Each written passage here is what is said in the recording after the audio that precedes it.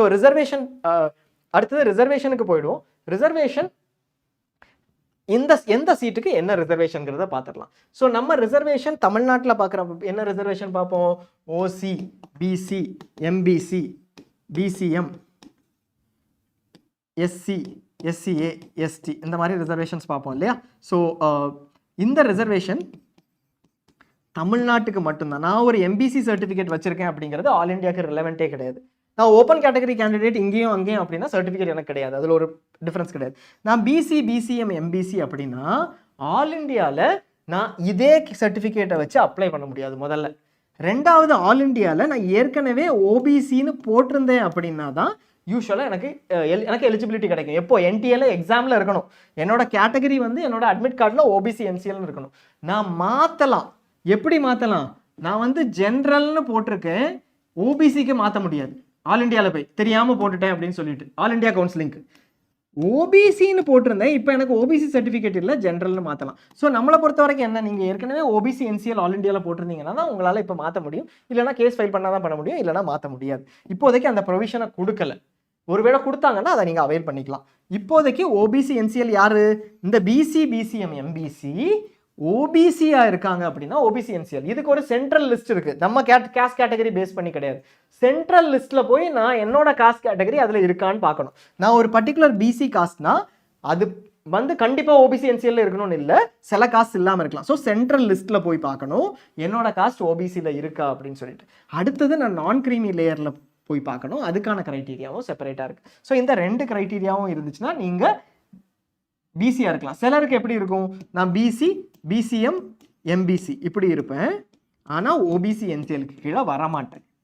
ஏன்னா எனக்கு salary income ஜாஸ்தி, இன்கம் ஜாஸ்தி ஆயிடுச்சு, சேலரி இல்லாத மற்ற இன்கம் ஜாஸ்தி ஆயிடுச்சு, ஓபிசிக்கு கீழே வரல என் கேஸ்ட் கேட்டகரி. ஸோ நான் இங்கே கிளைம் பண்ணிக்கலாம், தமிழ்நாட்டில்.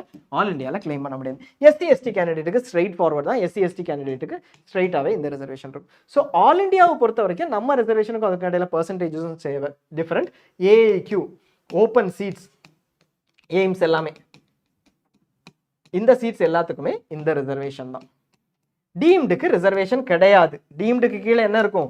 மைனாரிட்டின்னு முஸ்லிம்ஸுக்கும் ஜெயின்ஸுக்கும் மட்டும் இருக்கும், என்ஆர்ஐன்னு ஒரு கோட்டா இருக்கும். அதை தவிர ஓபிசி, யூஆர் அப்படின்னு ரிசர்வேஷன் கிடையாது டீம்ல.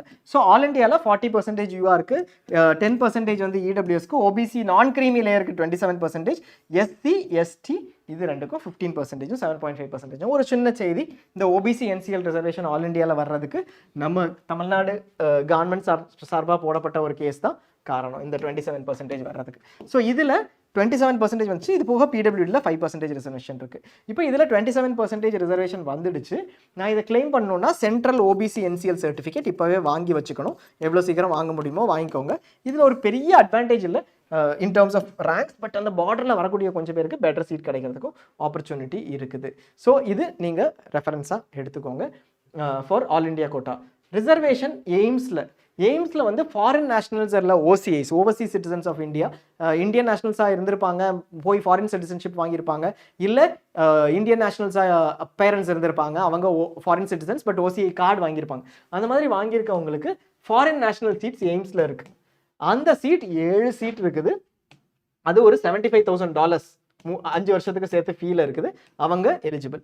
அதே மாதிரி children and widows of defence personnel, wards of defence personnel, அவங்களுக்கு children or widows of defence personnel அவங்களுக்கு 5% ஹாரிசான்டல் ரிசர்வேஷன் ஸ்டேட் கோட்டாவில் இருக்குது. இது ஸ்டேட் கோட்டாவில் தான் இருக்குது. அவங்க டெல்லி யூனிவர்சிட்டியை சேர்ந்த டெல்லியில் 11th 12th படிச்சிருக்காங்க, இல்லை ஐபி யூனிவர்சிட்டியில் 11th 12th படிச்சிருக்காங்கன்னா அங்கே எலிஜிபிள். அவங்களுக்கான அப்ளிகேஷன் ஃபார்ம் ஏற்கனவே ஓப்பன் பண்ணிட்டாங்க. இப்போ நீங்கள் தமிழ்நாடு சேர்ந்தவங்கன்னா இதெல்லாம் ரிலவெண்ட் கிடையாது, தமிழ்நாட்டில் தான் படிச்சிருக்கீங்க அப்படின்னா. டீம்டு யூனிவர்சிட்டிக்கு கேட்டகரி வைஸ் ரிசர்வேஷனே கிடையாது.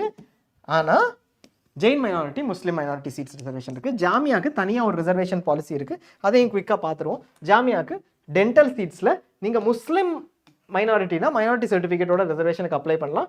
நல்ல டென்டல் இன்ஸ்டிடியூட், நீங்கள் அதையும் பார்க்கலாம். முஸ்லீம் ஓபிசி, முஸ்லீம் எஸ்டி, ஜாமியா இன்டர்னல்ங்கிறது ஜாமியாவில் படித்தவங்க, மற்றபடி ஜென்ரல் பிடபிள்யூடி கேண்டிடேட்ஸ்க்கும் ரிசர்வேஷன் இருக்குது. இதை நீங்கள் மிஸ் பண்ணிடாதீங்க. இன்கேஸ் பிடிஎஸ் பார்க்குறீங்கன்னா ஒரு நல்ல இன்ஸ்டிடியூட், இதையும் நீங்கள் பார்த்துக்கலாம். நீங்கள் அந்த உங்களுக்கு ரிசர்வேஷன் கிரைட்டீரியா இருந்துச்சுன்னா அது ஒரு அட்வான்டேஜ் இருக்கும். பிடபிள்யூடி ரிசர்வேஷன் இருக்குது. PWD 5% reservation across India. நம்ம ஒரு பிடபிள்யூடி கேண்டிடேட் நமக்கு தெரியும் அப்படின்னா அவங்க நீட் குவாலிஃபையாக இருந்தாங்கன்னா அவங்களுக்கு சீட் கிடைக்கும். முதல்ல அதை நம்ம தெளிவாக சொல்லிக்கணும். எம்பிபிஎஸ் எடுக்கிறவங்களுக்கு பிடபிள்யூடி கேண்டிடேட் நீட் குவாலிஃபை ஆயிருந்தாங்கன்னா சீட் கிடைக்கும். உங்களுக்கு நீங்கள் அந்த கான்ஃபிடன்ஸ் அவங்களுக்கு கொடுத்துட்டு அப்ளை பண்ண சொல்லுங்கள். ஏன்னா நம்பர் ஆஃப் கேண்டிடேட்ஸ் அப்ளைங் இருக்காங்க தெரியுமா, அந்த கேண்டிடேட்ஸை விட நம்பர் ஆஃப் சீட்ஸ் வந்து ஜாஸ்தியாக இருக்கும். யூஸ்வலாக மோஸ்ட் ஆஃப் த கவுன்சிலிங்ஸில் 5% பிடபிள்யூடி ரிசர்வேஷனுக்கு ஒரு டிசபிலிட்டி சர்டிஃபிகேட் அப்டெயின் பண்ணணும். எங்கேருந்து 16 டிசபிலிட்டி சென்டர்ஸ் கொடுத்துருப்பாங்க. இது ஆரம்பிச்சிடுச்சா? இன்னும் ஆரம்பிக்கலை. ஸோ இனிதான் டிசபிலிட்டி சென்டர்ஸ்க்கு போய் ஆன்லைனில் சர்டிஃபிகேட் அப்ளை பண்ணி அந்த சர்டிஃபிகேட்ஸ் வாங்கிட்டு நீங்கள் டிசபிலிட்டி ரிசர்வேஷன் கிளைம் பண்ணிக்கலாம். ஒரு டெசிக்னேட்டட் டிசபிலிட்டி சென்டர்லேருந்து சர்டிஃபிகேட்ஸ் வந்து வேறு எந்த போர்ட்லேருந்து அக்செப்ட் பண்ண மாட்டாங்க, அந்த 16லேருந்து தான் அக்செப்ட் பண்ணுவாங்க. அங்கே நீங்கள் போகும்போது அவங்க ஆன்லைன்லேயே இன்ட்ரா எம்சிசி போர்ட்டல், எம்சிசியோட ஒரு போர்ட்டலில் லாகின் பண்ணி தான் அவங்க சர்டிஃபிகேட்ஸை கொடுப்பாங்க. இது வந்து டாக்டர்ஸ்க்கு கொடுத்துருக்கிற போர்ட்டல், அதுலேருந்து தான் நீங்கள் சர்டிஃபிகேட் வாங்கணும். அவங்க பிரிண்ட் அவுட் தான் தருவாங்க. யாருக்கிட்டையாவது போய் ஃபார்மேட் எடுத்து நான் சைன் வாங்கிக்கிறேன்னு வாங்கக்கூடாது. அதுக்கான டைமும் இன்னும் தொடங்கலை. ஸோ கவுன்சிலிங் நோட்டிஃபிகேஷன் வர்றது வரைக்கும் பாருங்கள். நம்ம ப்ராஸ்பெக்டஸில் இது போட்டிருப்பாங்க. 2024 ப்ராஸ்பெக்டஸ் வரும்போதும் உங்களுக்கு இதை போட்டிருப்பாங்க. ஆனால் இதை பிரிண்ட் அவுட் எடுத்து போய் வாங்காதீங்க. ஆன்லைனில் போய் சும்மா கையெழுத்து போட்டு வாங்கிட்டு வந்தால் போதும்னு நினைக்காதீங்க. ஆன்லைனில் போய் உங்கள் நேம் அங்கே ரெஜிஸ்டர் ஆகணும். அந்த 16 டிசபிலிட்டி சென்டர்ஸில் கொடுக்குற டைமில் தான் போய் வாங்கணும். ஸோ டிசபிலிட்டி சர்டிஃபிகேட் சென்டர்ஸ் இப்போ இருக்குது. இது லாஸ்ட் இயரோட டேட்டா. தமிழ்நாடு எடுத்துக்கிட்டீங்க அப்படின்னா சென்னையில் மெட்ராஸ் மெடிக்கல் காலேஜில் இருக்குது. இப்போ நீங்கள் நியரஸ்ட்டாக பக்கத்தில் வேறு ஏதாவது ஸ்டேட் பக்கத்தில் இருக்கீங்கன்னா, இப்போ லெட்டஸே ட்ரிவாண்ட்ரம் உங்களுக்கு பக்கம் அப்படின்னா Trivandrum government medical college Trivandrum, அங்கேயும் நீங்கள் போய் எடுத்துக்கலாம். எங்கே என்ன டிசபிலிட்டிக்கு போகணுங்கிறதும் இருக்குது. இப்போ நீங்கள் இங்கே தமிழ்நாடு எடுத்துக்கிட்டிங்கன்னா மெட்ராஸ் மெடிக்கல் காலேஜில் எல்லா டிசபிலிட்டிஸும் மென்ஷன் பண்ணியிருப்பாங்க. பட் நீங்கள் eye related disability, vision related disability தான் தமிழ்நாடு மெட்ராஸ் மெடிக்கல் காலேஜ் வந்து உங்களுக்கு ரீஜனல் ஆப்தல்மாலஜி சென்டருக்கு அனுப்புவாங்க. அந்த மாதிரி ஒவ்வொரு டிசபிலிட்டிக்கும் ஒவ்வொரு சென்டருக்கு பக்கத்தில் இருக்கிற சென்டர்ஸாக இருக்கலாம், அங்கே உங்களுக்கு கிளியராக மென்ஷன் பண்ணுவாங்க. நீங்கள் போகிறதுக்கு முன்னாடி ஒரு கிளியர் திங் எடுத்துக்கோங்க. உங்களுக்கு சில டெஸ்ட்டுக்கு 1-2 days ஆகும். அதனால அதை கிளியராக எத்தனை நாள் ஆகுங்கிறத பார்த்துட்டு ரிட்டர்ன்லாம் புக் பண்ணுங்கள். முதல்ல அவங்க இருக்காங்களா இல்லையான்னு தெரிஞ்சுக்கிட்டு போகிறதும் பெட்டர். நீங்கள் கால் பண்ணி கேட்டிங்கன்னா சொல்லுவாங்க. அதுக்கான டீட்டெயில்ஸ் நீங்கள் டேரெக்டாக ஆன்லைனில் கூட பார்த்துக்கலாம். NRI reservation is next. NRI ரிசர்வேஷனுங்கிறது வந்து 15% of seats in private or deemed universities என்ஆர்ஐயாக இருக்கலாங்கிறது சுப்ரீம் கோர்ட்டோட ஆர்டர். அது பேஸ் பண்ணி தான் இந்த என்ஆர்ஐ சீட்ஸ் போகுது. இது ப்ரைவேட் டீமில் தான். சில ஸ்டேட்ஸில் கவர்மெண்ட்டில் கொடுக்குறாங்க. அது அந்த ஸ்டேட்டில் வரும்போது நம்ம பார்க்கலாம். இப்போதைக்கு தமிழ்நாட்டில் கவர்மெண்ட்டில் கிடையாது. Good fortunately, but fortunately for some, unfortunately for some. So இதில் வந்து ஆல் இண்டியாவை பொறுத்த வரைக்கும் நமக்கு என்ன இருக்குது? ப்ரைவேட் கிடையாது, வெறும் டீம்டு. அப்படி தானே? 57 இன்ஸ்டிடியூட் இருக்குது, 10,000 சீட் இருக்குது. ஸோ இதில் ஒரு 1500 சீட் அப்ராக்சிமேட்டாக, சும்மா ஒரு நம்பருக்கு எடுத்தோம்னா 15% பார்த்தீங்கன்னா 1500 சீட் என்ஆர்ஐ சீட்டாக இருக்கிறதுக்கு வாய்ப்பு இருக்குது. அந்த கேண்டிடேட்ஸ் யார் என்ஆர்ஐயாக இருக்கலாம்? கேண்டிடேட் என்ஆர்ஐயாக இருக்கலாம். நானே வெளிநாட்டில் போய் இத்தனை நாளைக்கு மேலே தங்கினேன், செபி ரூல்ஸ் படி நான் என்ஆர்ஐ, அப்படி இருக்கலாம். என்னோட ஃபாதர், மதர் இல்லை நியரஸ்ட் ரிலேஷன் என்ஆர்ஐயாக இருந்து அவங்க எனக்கு சஜஸ்ட் பண்ணலாம், எனக்கு ஸ்பான்சர் பண்ணலாம். ஃபாதர், மதர், நியரஸ்ட் ரிலேஷன், ஏன்னா கார்டியனாக எடுத்துகிட்டு. இதில் ஒரு சின்ன கன்ஃபியூஷன் இருக்குது. We are trying to sort that out. நம்ம அதை எக்ஸ்பிளைன் பண்ணும்போது சொல்லலாம். அண்ட் ஓசிஐ கேண்டிடேட்டாக இருக்கலாம். நான் ஓவர்சீஸ் சிட்டிசன் ஆஃப் இந்தியாவாக இருக்கலாம், இல்லை ஓசிஐ ஸ்பான்சர்ட் கேண்டிடேட்டாக இருக்கலாம். அவங்க எல்லாருமே என்ஆர்ஐக்கு எலிஜிபிள். கிளியரா? ஸோ ஓசிஐ கேண்டிடேட்னா நீங்கள் உங்ககிட்ட ஓசிஐ கார்டு உங்ககிட்ட இருக்கலாம், உங்கள் ஸ்பான்சர் கிட்ட இருக்கலாம். நியரஸ்ட் ரிலேஷன் அப்படின்னு சொன்னோம் இல்லையா, நம்ம என்ஆர்ஐ இல்லை. நான் கேண்டிடேட், நான் எம்பிபிஎஸ் படிக்க போகிறேன், நான் என்ஆர்ஐ இல்லை, நான் இங்கே தான்ப்பா படித்தேன், என்னோட ஃபாதரும் மதரும் என்ஆர்ஐ இல்லை, பட் நியரஸ்ட் ரிலேஷன் என்ஆர்ஐ. அது யார் நியரஸ்ட் ரிலேஷனுங்கிறது? நியரஸ்ட் ரிலேஷனுங்கிறது ரியல் பிரதர் ஆர் சிஸ்டர். என்னோட ஓன் பிரதர் ஆர் சிஸ்டர், அப்பா அம்மா நாங்கள் 3 பேர், என்னோட பிரதர் ஆர் சிஸ்டர் வெளிநாட்டில் இருக்காங்க, அவங்க என்ஆர்ஐயாக இருக்காங்க, ஐடியில் ஒர்க் பண்ணிட்டு இருக்காங்க, ஃபாரின் சர்வீஸில் இருக்காங்க, எது வேணாலும் இருக்கலாம். Real brother or sister of father, அப்பாவோட இல்லை அம்மாவோட, என்னோட அப்பாவோட இல்லை அம்மாவோட பிரதர் இல்லை சிஸ்டர். நிறைய பேர் வந்து இதில் ஒரு சின்ன கன்ஃபியூஷன் இருக்குது, சிஸ்டருக்கெல்லாம் கொடுக்க முடியாது அப்படின்னு சொல்கிறாங்க. ஜெண்டர் டிஃபரன்ஸே கிடையாது. ஃபாதர் இல்லை மதரோட சிஸ்டர் இல்லை brother, own sister or brother, அதாவது கிராண்ட் ஃபாதர் கிராண்ட் மதர் இருக்காங்க இல்லையா, அவங்களோட ஓன் பிரதர் ஆர் சிஸ்டர், உங்களோட ஃபாதர், அவங்க பிரதர் ஆர் சிஸ்டர், அவங்க கொடுக்கலாம். யார்? இந்த சிஸ்டர் பிரதர் கொடுக்கலாம். அடுத்தது இதுதான் real maternal uncle, real paternal uncle. Father and mother of father, grandfather grandmother கொடுக்கலாம். Father and mother of mother, அம்மாவோட அப்பா அம்மா கொடுக்கலாம். ஸோ பேசிக்காக கிராண்ட் ஃபாதர் கிராண்ட் மதர் கொடுக்கலாம். First degree maternal and paternal cousins, இதில் தான் நிறைய கன்ஃபியூஷன் வரும். First degree maternal and paternal கசின்ஸ்னால் என்ன? எங்கள் அப்பா அம்மா அவங்களோட அண்ணா இல்லை தங்கை, அப்பா அண்ணா இல்லை அக்கா இல்லை தம்பி, அவங்களோட சன்ஸ் ஆர் டாட்டர்ஸ், இவங்க எனக்கு ஸ்பான்சர் பண்ணலாம். இவங்க யாரு? அவங்களோட ஓன் பிரதர் ஆர் சிஸ்டர், அவங்களோட சன் ஆர் டாட்டர். ஏன்னா கிராண்ட் ஃபாதர் கிராண்ட் மதருக்கு 3 பேர் இருந்திருப்பாங்க, பிரதர் ஆர் சிஸ்டர், அந்த மாதிரி இருக்கிறவங்க ஸ்பான்சர் பண்ணலாம். கிளியரா? First degree cousins. First degree கசின்ஸ்னா நீங்க எங்க கேண்டிடேட்டா இருக்கீங்க, உங்களுக்கும் அவங்களுக்கு இடையில 1 டிகிரி டிஃபரன்ஸ் தான் அந்த ஹைரார்கியில் இருக்கு, லெவல்ல இருக்கு. ஸோ அந்த ஃபர்ஸ்ட் டிகிரி கசின்ஸ் பண்ணலாம். யார் பண்ணக்கூடாது? என்னோட கிராண்ட் ஃபாதரோட பிரதர் இருக்காங்க, அவங்களோட சன் ஆர் டாட்டர் இருக்காங்க, இது ஃபாதரோட கசின், இவங்க பண்ணக்கூடாது, பண்ண முடியாது. இதுதான் ஆல் இண்டியாக்கான கிளியர் ரூல். இதில் ஒரு சின்ன கன்ஃபியூஷன் இப்போ இருக்குது. யூஎஸ் மாதிரி யூஎஸ்ல இருக்கக்கூடிய சில எம்பசிஸில் மைனாரிட்டியாக இருந்தால் தான் கொடுப்பேன்னு சொல்கிறாங்க. அதாவது அந்த பையன் வந்து 17 இயர்ஸ் அதுக்கு மேலே இருந்தாங்கன்னா நாங்கள் கொடுக்க மாட்டோம், 18 இயர்ஸ்க்கு மேலே இருந்தாங்கன்னா கொடுக்க மாட்டோம்னு சொல்கிறாங்க. இதனோட லீகாலிட்டி தெரியல, ஏன்னா சுப்ரீம் கோர்ட் ஆர்டரில் அது இல்லை. ஆனால் கார்டியனுக்கு இதுதான் ரூலுங்கிறத பேசிக்காக அவங்களுக்கு நோட்டிஃபிகேஷனாக அவங்களுக்கு போயிருக்குது. அந்த ரூலை இம்ப்ளிமெண்ட் பண்ணுறாங்க. அது ரிலேட்டட் கன்ஃபியூஷன்ஸ் இந்த வருஷம் இருக்கும். உங்களுக்கு பையன் இப்போ தான் 12th முடிச்சிருக்கான், 17னா ப்ராப்ளம் இருக்காது, டேரெக்டாக என்ஆர்ஐ சர்டிஃபிகேட் வாங்கிக்கலாம். என்ஆர்ஐ ரிசர்வேஷனில் என்ன டாக்குமெண்ட்ஸ் வேணும் அப்படிங்கிறத குவிக்காக பார்த்துடலாம். என்ஆர்ஐ கேட்டகரி ரிசர்வேஷன் பண்ணும்போது என்ன பண்ணுவாங்க அப்படின்னா, ஸ்டார்ட் பண்ணுறதுக்கு ஒரு 5 days to 7 days முன்னாடியே என்ஆர்ஐ யூஸ்வலாக போடணும். யார்? எம்சிசி வெப்சைட்டில் போடுவாங்க. ஸோ நீங்கள் இப்போவே பார்த்துட்டு இருக்கணும். யாருமே உங்களுக்கு சொல்ல மாட்டாங்க. 2 நாள் தான் டைம் கொடுப்பாங்க, இல்லை 1 நாள் தான் டைம் கொடுப்பாங்க. எல்லா டாக்குமெண்ட்ஸையும் ரெடி பண்ணி வைக்கணும்.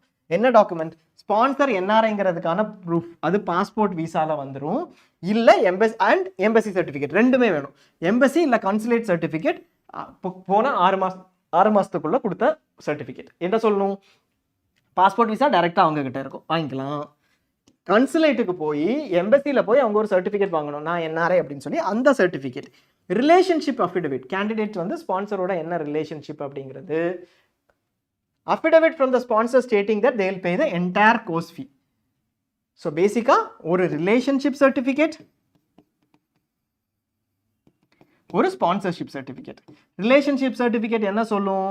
இந்த கேண்டிடேட் என்னோட இந்த பர்டிகுலர் ரிலேஷன், அது வந்து அந்த ஃபர்ஸ்ட் டிகிரி கசினோ, என்னோட நெஃப்யூவோ, என்னோட மருமகனோ, என்னோட பையனோ அப்படி இருக்குது, அதுதான் எங்கள் ரிலேஷன்ஷிப். அது என்ஆர்ஐ கிரைட்டீரியா கீழே வருது, ஸ்பான்சர் கிரைட்டீரியா கீழே வருது. ஸ்பான்சர்ஷிப் சர்டிஃபிகேட் என்ன சொல்லும்? நான் இந்த ரிலேஷன்ஷிப்பில் இருக்கேன், நான் இவங்களுக்கு ஸ்பான்சர் பண்ணுறதுக்கு ரெடியாக இருக்கேன், இவங்களோட இதுக்கு ஃபண்ட் பண்ணுறதுக்கு ரெடியாக இருக்கேன் எம்பிபிஎஸ் கோர்ஸ்க்கு, அதை சொல்கிற மாதிரி ஒரு சர்டிஃபிகேட். இதை நீங்கள் ஒரு ஸ்டாம்ப் பேப்பரில் எடுத்து, இந்தியாவில் ஸ்டாம்ப் பேப்பரில் எடுத்து நோட்ரி கிட்ட இருந்து சைன் வாங்கி அதை உங்களோட ஸ்பான்சர் சைனும் பண்ணணும். கிளியரா? இது ஒன்று. அப்படி இல்லைன்னா ஸ்பான்சர் வந்து ஆஸ்திரேலியாவில் இருக்காங்க அப்படின்னா, கனடாவில் இருக்காங்கன்னா, அங்கே இருக்கக்கூடிய நோட்ரி கிட்ட ஸ்பான்சர்ஷிப் ரிலேஷன்ஷிப் சேர்த்து நீங்கள் சைன் பண்ணி எடுத்துகிட்டு வரலாம், அதுவும் ஓகே. அங்கே இருக்கிற நோட்ரி கிட்டையும் ஃபைன். ஸோ எம்பசி சர்டிஃபிகேட் எம்பசிலேருந்து வாங்கணும், அவங்க என்ஆர்ஐயா இருக்கீங்கன்னு சொல்லி சர்டிஃபை பண்ணுவாங்க. பாஸ்போர்ட் விசா கையிலே இருக்கும். ரிலேஷன்ஷிப் அண்ட் ஸ்பான்சர்ஷிப் அஃபிடவிட் ஒரே அஃபிடவிட்டாக போதும், ஃபார்மேட் வேணும்னா நாங்கள் தரோம். அண்ட் அது போக நீட் ஸ்கோர் கார்டு, ஒரு அண்டர்டேக்கிங் ப்ராஸ்பெக்டஸ்லேயே போடுவாங்க. இதை நீங்கள் சும்மா ஒரு பிரிண்ட் எடுத்து சைன் பண்ணிட்டா மட்டும் போதும், தட் இஸ் சஃபிஷியன்ட். அடுத்தது சிடபிள்யூ ரிசர்வேஷன். சிடபிள்யூ ரிசர்வேஷன் பற்றி ஏற்கனவே பேசியிருந்தோம். சிடபிள்யூ ரிசர்வேஷன் வந்து டியூ அண்ட் சென்ட்ரல் இன்ஸ்டிடியூட்ஸில் மட்டும்தான். Children and widows of arm force personnel, அதாவது சிடபிள்யூ ரிசர்வேஷன். 5% ஹரிசாண்டல் ரிசர்வேஷன், இது டியூ சென்ட்ரல் இன்ஸ்டிடியூட்ஸில் மட்டும்தான். அது 11th 12th வந்து டெல்லியில் படிச்சிருந்தா மட்டும்தான். அண்ட் அப்ளிகன்ஸ் வந்து எஜுகேஷனல் கன்செஷன் சர்டிஃபிகேட்டை இங்கே எங்கேயாவது வாங்கிக்கலாம். உங்களுக்கு எஜுகேஷனல் கன்செஷன் சர்டிஃபிகேட் வாங்கணும். இதுக்கான அப்ளிகேஷன் ஏற்கனவே இருக்குது. இன்கேஸ் நீங்கள் இதுக்கு எலிஜிபிள்னா சொல்லுங்கள், we will just get you the details. அடுத்தது சிடபிள்யூ ரிசர்வேஷனில் என்ன ப்ரையாரிட்டி அப்படிங்கிறத பார்த்துடலாம். சிடபிள்யூ ரிசர்வேஷனை பொறுத்த வரைக்கும் ப்ரையாரிட்டி பேஸ் பண்ணி தான் கொடுப்பாங்க. ப்ரையாரிட்டினா first widows or wards of defence personnel killed in action. First யாருக்கு கொடுப்பாங்க? இது வந்து டெல்லி யூனிவர்சிட்டிக்கு தான், பட் ஐபி யூனிவர்சிட்டிக்கு மட்டும்தான், ரெண்டுக்கும் தான். பட் ஸ்டில் எக்ஸ்பிளைன் பண்ணுறோம். விடோஸ் உங்களுக்கு ரிலவெண்ட் இல்லைன்னா ஸ்கிப் பண்ணிட்டு போங்க. நீங்கள் தமிழ்நாடை சேர்ந்தவங்க பார்க்குறீங்க, ஆல் இண்டியா கோட்டாவும் ஓப்பன் தான் பார்க்குறீங்கன்னா இதை ஸ்கிப் பண்ணிக்கோங்க. First widows or wards of defence personnel, இதில் கடைசி ரேங்க் கேண்டிடேட் இருக்கிறது வரைக்கும் அலாட் பண்ணிட்டு தான் செகண்ட் ப்ரையாரிட்டிக்கு போவாங்க. Disabled in action, widows or ward of defence personnel, disabled in action and boarded out from service. இந்த மாதிரி வரிசையாக ப்ரையாரிட்டி இருக்குது. 1 2 3 4 அப்படிங்கிற மாதிரி ப்ரையாரிட்டிஸ் இருக்குது. இதில் 1 2 3 4 ப்ரையாரிட்டி 5 வரைக்கும் நமக்கு வந்து சிடபிள்யூ கேட்டகரிக்கு எலிஜிபிள்.